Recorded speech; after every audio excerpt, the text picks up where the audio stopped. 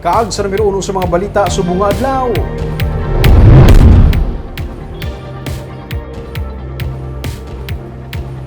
Bacolod City gideklarar na nga yara sa red zone gani mga barangay nga biosecurity officers ang ipaidalo mo sa training para sa kampanya sa syudad kontra ASF.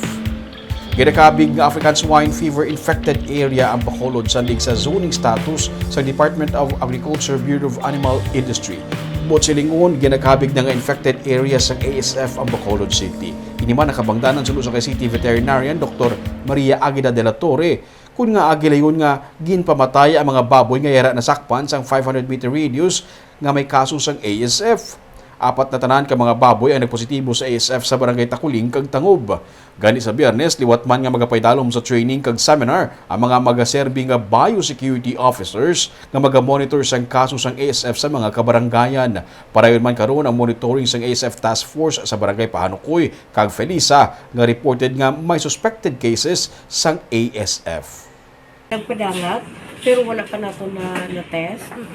Pero ginatanaw naton bangod nga gin-declare na ta sang ASF infected area na ta. So wala na kumbaga ang ASF protocol na lang gid ang ginasunod ta.